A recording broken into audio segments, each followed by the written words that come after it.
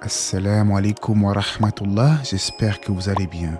Aujourd'hui, vidéo un peu spéciale, puisqu'il n'y a pas de thème précis. Je tenais simplement à vous remercier pour votre soutien, car comme l'a dit le messager d'Allah, alayhi salatu wassalam, celui qui ne remercie pas les gens n'a pas remercié Allah.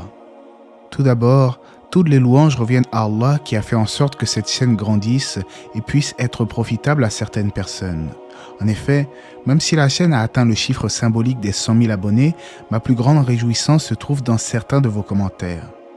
Assalamu alaikum mon frère, barakallahu fik pour cette vidéo et toutes tes vidéos. Tu n'imagines pas à quel point tes vidéos sont bénéfiques pour notre communauté et à quel point elles nous rappellent à Allah notre Créateur. Personnellement, tu es le meilleur youtubeur que je connaisse, walhamdulillah, qu'Allah t'accorde le paradis à toi et à ta famille, amin.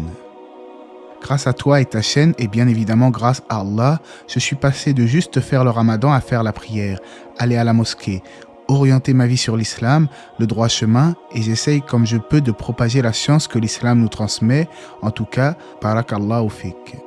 J'aurais juste reformulé en commençant tout d'abord par les louanges à Allah à travers les rappels propagés, mais bon, j'ai compris le sens du message du frère. En gros, une personne me dit clairement qu'elle s'est remise à prier et que le déclic ou alhamdulillah, ce sont les rappels de la chaîne. Et ça, c'est extraordinaire. Ça me fait du bien de savoir que les rappels ne sont pas uniquement visionnés pour être visionnés, mais qu'ils sont bénéfiques grâce à Allah. Et je n'oublie pas bien entendu vos autres commentaires. Salam alaikum mon frère, barakallahu fik pour cette vidéo toujours intéressante. Qu'Allah vous récompense et vous facilite dans votre vie et vous accorde les plus hauts degrés du paradis. Barakallahu fik mon frère, j'espère que tu vas bien. Comme d'habitude, du très bon travail, continue et surtout qu'Allah te récompense. Et plus loin, tu es mon frère en Allah. Du coup, barakallahu fikoum pour vos messages, tout en sachant que je n'ai malheureusement pas le temps de répondre à l'ensemble des commentaires, mais j'essaye de laisser un cœur lorsque j'ai pris le temps de lire le message. En effet, vous vous en doutez certainement, ma chaîne a tout de même atteint une certaine notoriété et il y a des milliers de commentaires. Du coup, il y en a certains que je ne vois même pas car tout ne s'affiche pas dans les notifications.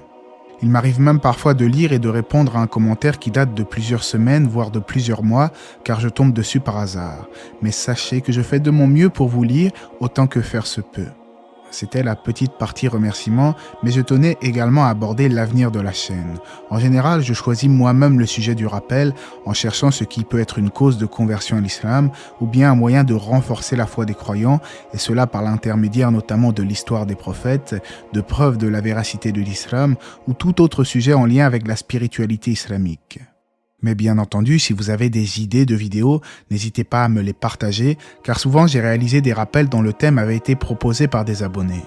L'espace commentaire est ouvert, je prendrai bonne note de vos suggestions, tout en gardant à l'esprit que je ne pourrai évidemment pas tout faire durant la même période. Concernant le montage des vidéos YouTube, je m'interroge aujourd'hui sur la qualité 1080p des vidéos que je produis, est-ce suffisant ou non ? Sachant qu'en général, la 4K ne s'affiche que sur des téléviseurs qui supportent cette résolution, j'ai lancé un sondage à l'instant sur la chaîne et je regarderai vos réponses. En effet, même si, alhamdulillah, vous aimez bien mes montages, de ce que j'ai pu en voir en tout cas dans vos retours, je n'ai pas fait de formation particulière, j'ai tout appris de moi-même. Du coup, si un jour je devais basculer vers la 4K, il faudrait que je change mon logiciel et peut-être même certains composants de mon ordinateur. Aussi, je voulais donc savoir si cela était utile avant de me lancer dans ce genre de changement. Une dernière petite chose, parfois dans certaines vidéos, il se peut que j'inverse une date ou que je commette une erreur sans le savoir. Alors évidemment, tout commentaire constructif est le bienvenu car nul n'est infaillible et je reste attentif à vos messages. Je reste également agréablement surpris par nombre de commentaires de gens non musulmans qui me disent s'intéresser davantage à l'islam par l'intermédiaire des vidéos, ce qui fait là aussi très plaisir.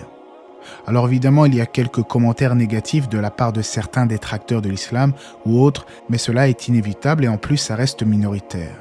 Et je vous le dis, tant qu'Allah me le permettra, je continuerai à prêcher le bien en espérant que celui-ci vous soit profitable ainsi qu'à moi-même.